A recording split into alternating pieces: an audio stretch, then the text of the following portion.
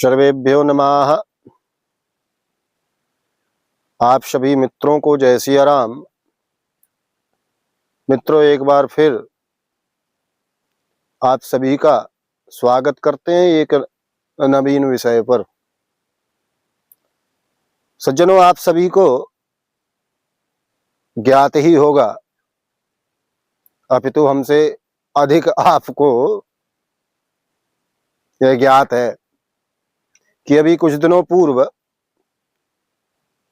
एक YouTube channel है Lallan top नाम भी बड़ा विचित्र है। खैर, नाम पर चर्चा करना यह हमारा उद्देश्य नहीं है। तो इस चैनल पर एक कोई मुफ्ती और फिल्म जगत के एक प्रसिद्ध लेखक जावेद अख्तर जी के मध्य में एक बहस कराई गई और उस बहस का विषय था डस गॉड एग्जिस्ट,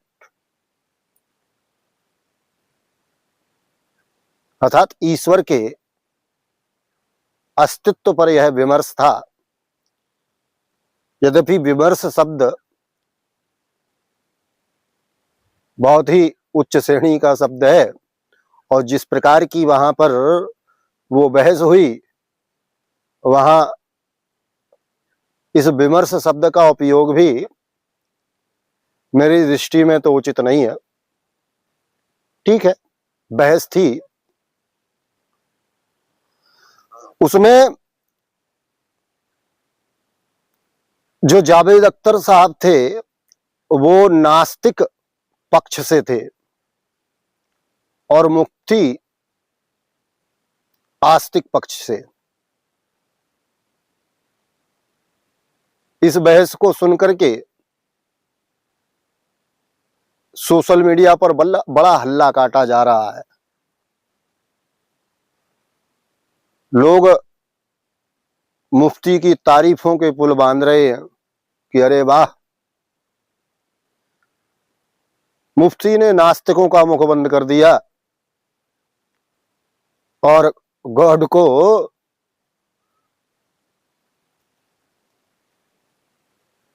सिद्ध कर दिया कि उसका अस्तित्व है। परंतु यहीं पर भ्रम है। सबसे पहले यहीं पर मेरा प्रश्न आप सभी से है कि क्या जिस प्रकार से मुफ्ती ने ईश्वर की सत्ता को सिद्ध करने का प्रयत्न किया, तो क्या मुफ्ती का गॉड एग्जिस्ट करता है? क्या मुफ्ती के प्रयास से मुफ्ती का ईश्वर सिद्ध हो पाया? अगर आप थोड़ा सा विचार करेंगे तो समझ में आ जाएगा कि मुफ्ती ईश्वर के अस्तित्व को सिद्ध करने में पूर्णतः असफल रहा। वो तो जावेद अख्तर साहब ठीक से अपना पक्ष नहीं रख पाए, तर्क नहीं कर पाए।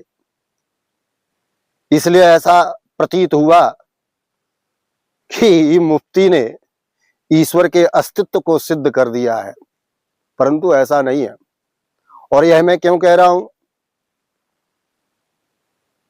अब मेरे इन वचनों को सुनकर के आप सबको भ्रम हो सकता है कि आचार्य जी आप जो कह रहे हैं इसका क्या तात्पर्य है?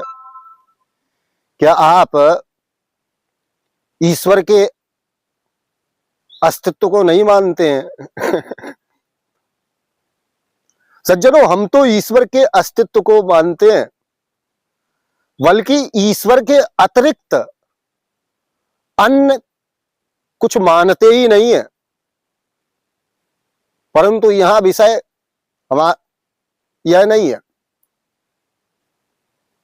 विषय यह है कि मुफ्ती ने जो प्रयास किया ईश्वर को सिद्ध करने का, क्या उस विधा से ईश्वर को सिद्ध किया जा सकता है? वास्तविकता तो है सज्जनों कि सनातन वैदिक धर्म के अतिरिक्त अन्य किसी के पास वह दर्शन, वह विज्ञान नहीं है जिसके द्वारा वह ईश्वर की सिद्धि कर सके। ईश्वर की सिद्धि एकमात्र सनातन वैदिक दर्शनों के द्वारा ही संभव है। तो आइए थोड़ा सा विचार करते हैं कि किस प्रकार से मुफ्ती ने जो सिद्ध करने का प्रयास किया जिन तर्कों से, उनसे ईश्वर कहां सिद्ध हुआ। सज्जनों, प्रारंभ में ही मुफ्ती अपने प्रारंभिक वक्तव्य में कहता है, वो कहता है कि मैं जो है किसी मजहबी किताबों से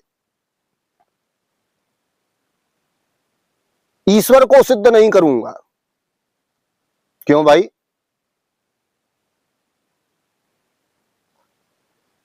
मेरा प्रश्न है कि क्या आपको अपनी मजहबी किताबों पर विश्वास नहीं है?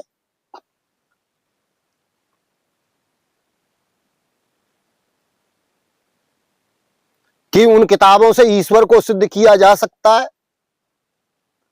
यहां तो स्पष्ट दिख रहा है। यदि विश्वास होता तो क्यों कहा जाता कि मैं मजहबी किताबों से ईश्वर को सिद्ध नहीं करूंगा? हमसे कोई पूछे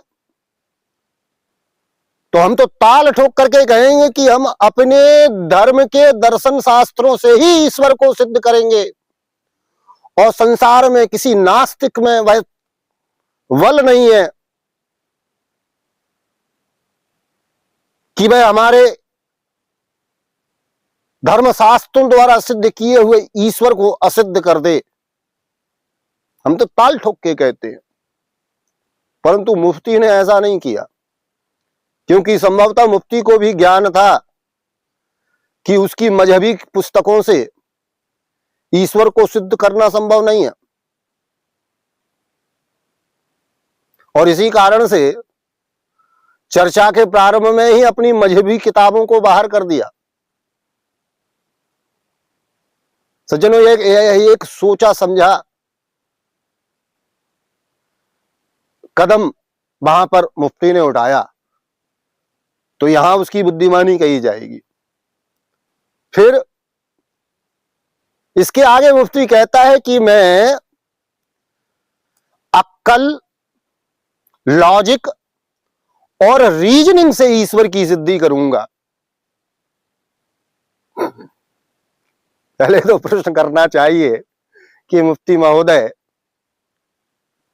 तर्क क्या होता है? क्या आप जानते हैं? सज्जनों, तर्क मुख्य प्रमाण नहीं होता।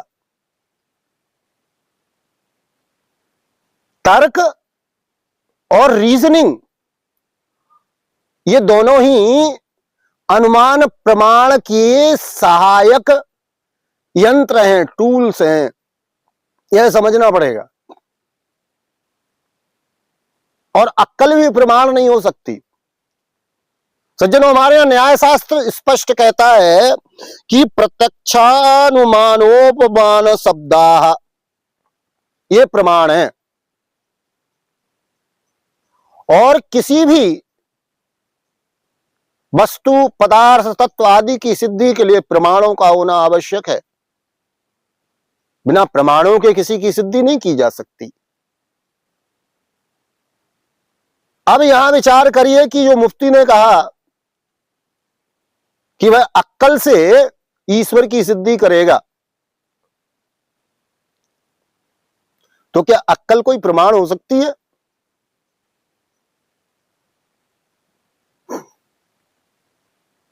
चुकड्डम की अक्कल कहती है ईश्वर है, और धनतोले की अक्कल कहती है कि ईश्वर नहीं है। अब आप किसके अक्कल का प्रमाण मानेंगे? आपके पास ऐसा क्या तर्क है जिससे आप कहेंगे कि नहीं साहब, चुकड्डम की अक्कल ही प्रमाण है और धनतोले की अक्कल प्रमाण नहीं है? विचार करिए सज्जनों। अक्कल जो है, बुद्धि में अक्कल, चूंकि उसने उस बहस में अक्कल शब्द का ही प्रयोग किया गया है, यद्यपि मुझे यह शब्द प्रयोग करने में असहजता हो रही है, परंतु जो शब्द प्रयोग किए गए हैं प्रयास कर रहा हूं कि उन्हीं शब्दों का मैं भी प्रयोग करूं। तो जो अक्कल है, जो बुद्धि है सज्जनों, वह व्यक्ति सापेक्ष होती है।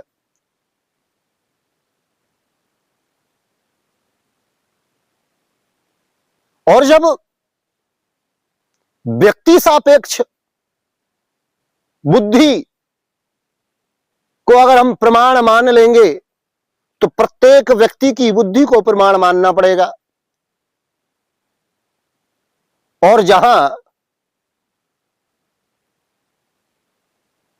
सभी की बुद्धि अलग अलग प्रकार से कार्य कर रही है, कोई ईश्वर को मान रहा है, कोई कहे कि मेरी अक्कल कहती है कि ईश्वर है, और दूसरे की बुद्धि कहती है कि ईश्वर नहीं है, तो ऐसी अक्कल को प्रमाण के रूप में स्वीकारना कहां संभव है? इसलिए सज्जनों, अक्कल कभी प्रमाण नहीं होती है। जहां निश्चित निष्कर्ष संभव नहीं है उसको प्रमाण के अंतर्गत नहीं रखा जाता है। इसके बाद इसी प्रकार से दूसरा जो शब्द मुफ्ती ने इस्तेमाल किया, प्रयोग किया, वह था लॉजिक,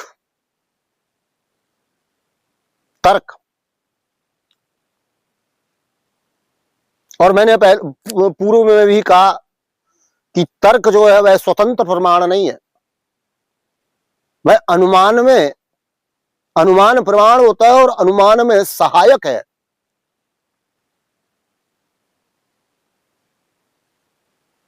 रीजनिंग का भी यही हाल है। रीजनिंग भी कोई स्वतंत्र प्रमाण नहीं है। रीजनिंग का अर्थ है तर्क की प्रक्रिया।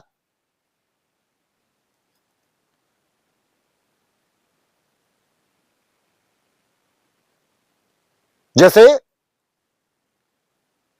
कुल्हाड़ी,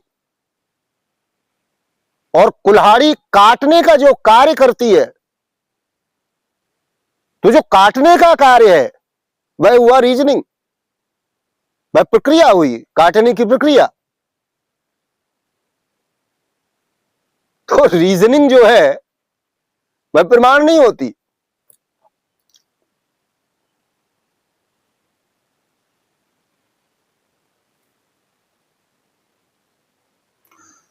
सज्जनों, जैसे आंख जो है स्वयं प्रमाण नहीं होती है।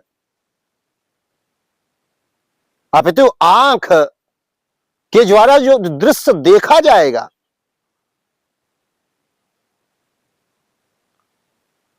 जो देखा जाएगा वह प्रमाण हो सकता है, तो आंख मुख्य प्रमाण नहीं होती है, आंख उसमें सहायक है।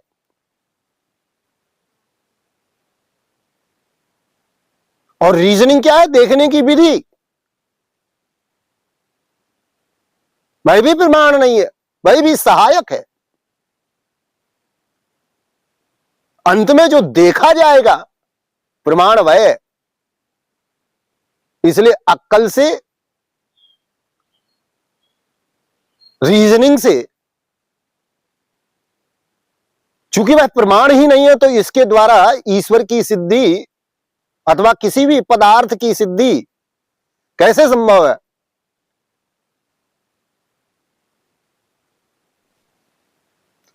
सज्जनों,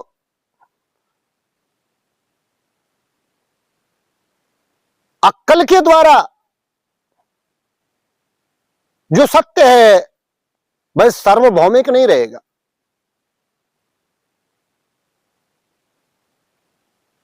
एक व्यक्ति के लिए ईश्वर है यह सत्य हो जाएगा, और एक व्यक्ति की अक्कल के अनुसार ईश्वर नहीं है उसके लिए वह सत्य हो जाएगा। यहां सत्य सार्वभौमिक नहीं है, और जब तक सत्य सार्वभौमिक नहीं होता तब तक वह प्रमाण नहीं होता, तब तक उसकी सत्य की सिद्धि नहीं हो सकती। निष्कर्ष तो सत्यभौमिक होता है, सार्वभौमिक होता है। इसलिए अक्कल से ईश्वर की सिद्धि संभव ही नहीं है।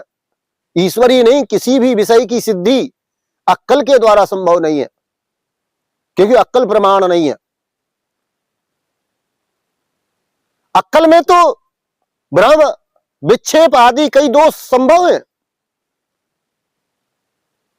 और जहां दोष हैं वह प्रमाण कैसे हो सकते हैं? तो थोड़ा सा मुफ्ती इस पर विचार करे, और आप सभी विचार करिए, क्या ईश्वर सिद्ध हुआ? क्या मुफ्ती का ईश्वर एग्जिट करता है? हाँ, हमारा करता है, परंतु मुफ्ती का नहीं करता, क्योंकि मुफ्ती सिद्ध करने में समर्थ नहीं हुआ, सिद्ध ही नहीं कर सका। आगे मुफ्ती एक और उदाहरण देता है। मुफ्ती कहता है कि संसार के सभी इंसान चेतन है। कुछ अंग्रेजी का शब्द, क्या शब्द था वह, कॉन्शियस बीइंग, ऐसा ही कोई शब्द है। सज्जन, अंग्रेजी कोई हमारी 0 सन्नाटा है, अंग्रेजी बिल्कुल हमारी। तो संभवतः यही शब्द प्रयोग किया गया था कि सभी इंसान कॉन्शियस विंग हैं, विंग हैं कि विंग, जो भी हैं, हम शब्द इस्तेमाल करेंगे चेतन। चूंकि सभी इंसान कॉन्शियस विंग हैं, इसलिए ये जो सौरभ द्विवेदी हैं वे भी कॉन्शियस बीइंग है, इसलिए वे भी इंसान है। यह कोई तर्क है सज्जनों?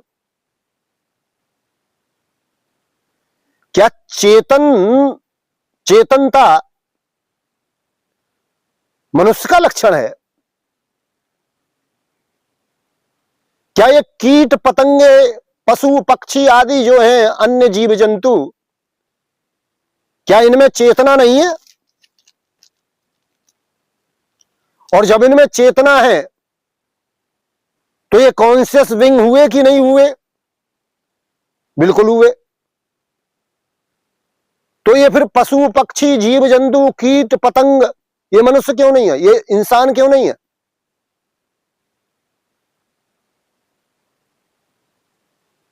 क्या चेतना मात्र से किसी का मनुष्य होना, किसी का इंसान होना सिद्ध हो सकता है?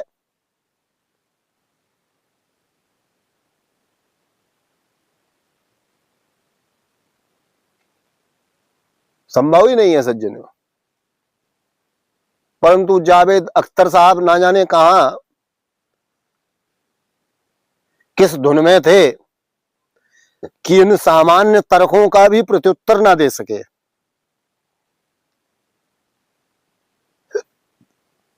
आगे मुफ्ती एक और तर्क देता है अपनी थ्योरी को सिद्ध करने के लिए।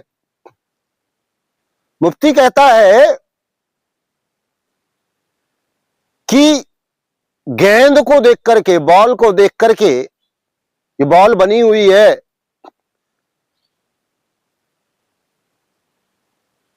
अगर हमको बॉल प्राप्त है, गेंद प्राप्त है, तो इसका निश्चित तात्पर्य है कि गेंद को बनाने वाला कोई होगा।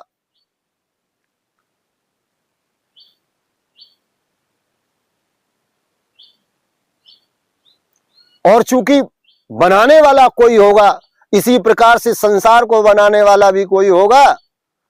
इस कारण से ईश्वर है। सिद्ध होता है कि ईश्वर का अस्तित्व है, कोई बनाने वाला है इसको।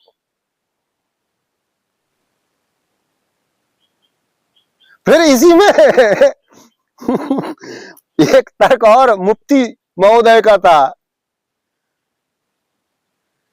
कि क्या शब्द कहते हैं उसको,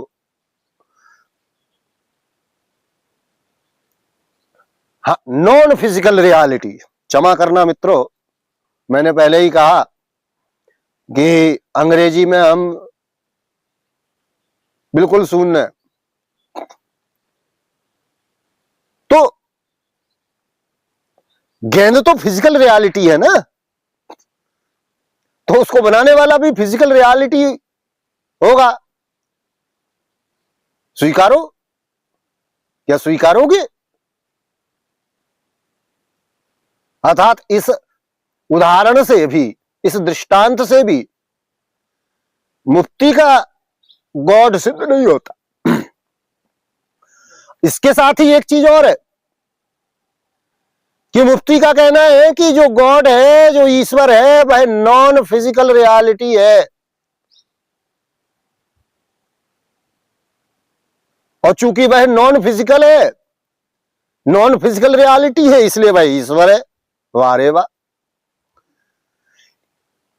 मैं पूछना चाहूंगा कि ये संसार में जो तरंगे हैं, जिनके द्वारा ध्वनि, प्रकाश आदि प्रवाहित होती है, एक स्थान से दूसरे स्थान जाती हैं, ये जो नेटवर्क है जिससे इंटरनेट आदि चलता है, अर्थात ये जो तरंगे हैं, वेव्स हैं, ये नॉन फिजिकल रियलिटी है कि आप फिजिकल रियलिटी है? बताइए सज्जनों, ये तरंगे नॉन फिजिकल रियलिटी है ना?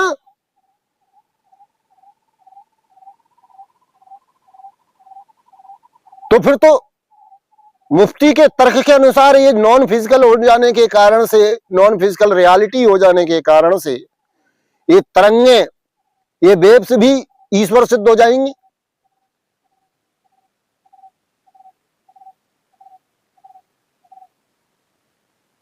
तो क्या मुफ्ती का ईश्वर नॉन फिजिकल रियलिटी वाली ये तरंगे हैं?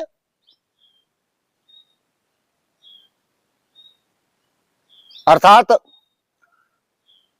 ईश्वर की सिद्धि में उसका नॉन फिजिकल रियलिटी होना प्रमाण नहीं हो सकता।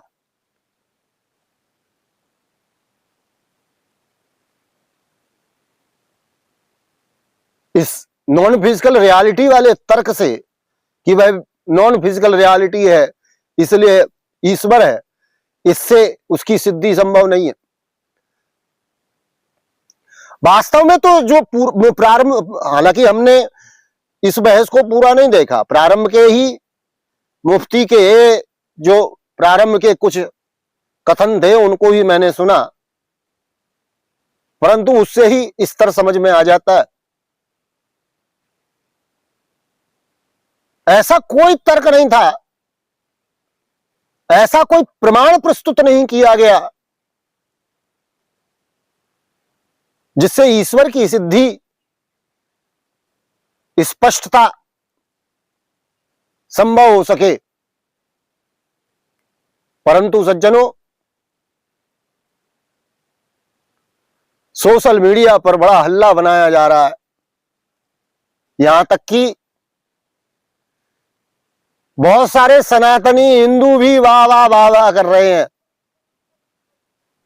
परंतु सत्य तो यह है कि मुफ्ती किसी भी प्रकार से ईश्वर की सिद्धि नहीं कर सका। मुफ्ती का गॉड एग्जिस्ट नहीं करता। हाँ, हम सनातनियों की शरण में आओ, वैदिक दर्शन शास्त्र के विद्वानों की शरण में आओ, यहां सिद्ध किया जाएगा ईश्वर का अस्तित्व, जो सर्वभौम है, सर्वव्यापक है, सर्वशक्तिमान है। सज्जनों, किसी नास्तिक में बल नहीं है कि वह हमारे सनातन वैदिक दर्शन शास्त्रों के द्वारा सिद्ध ईश्वर को असिद्ध कर दे।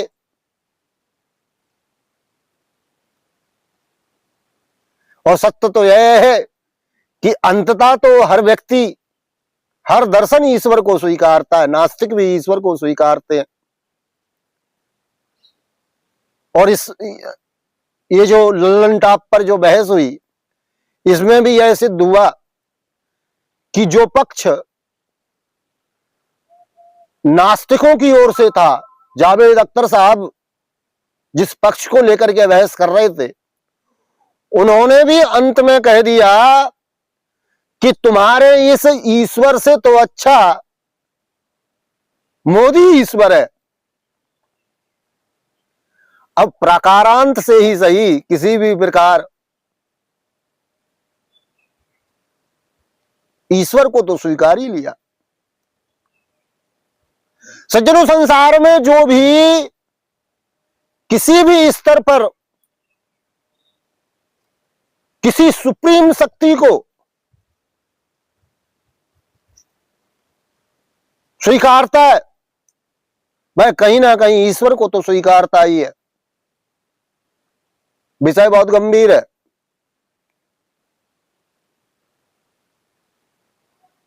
कभी कोई ऐसा अवसर आए तो फिर विचार किया जाए, अथवा विचार करेंगे कि अगले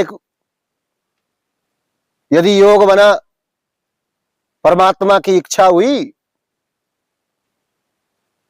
तो ईश्वर की सिद्धि कैसे होती है। हम यह बताएंगे सनातन वैदिक दर्शन शास्त्रों से, और सिद्ध करेंगे कि ईश्वर है। ईश्वर है सर्वशक्तिमान, ईश्वर है सर्वव्यापक, ईश्वर है सर्वभौम, ईश्वर साकार भी है और निराकार।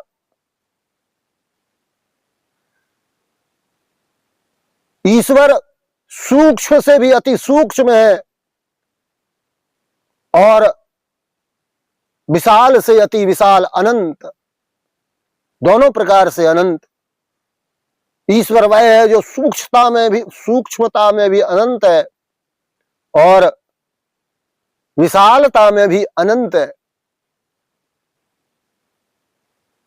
सब कुछ ईश्वर में है और ईश्वर ही सब कुछ है।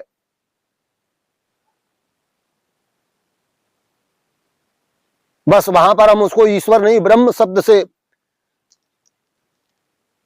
स्वीकारते हैं।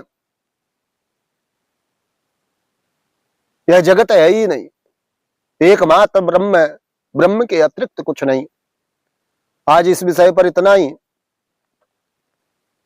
पुनः फिर कभी इस विषय पर विचार करेंगे। आज के वक्तव्य में हमारा यह उद्देश्य नहीं था कि हम ईश्वर को सिद्ध करें।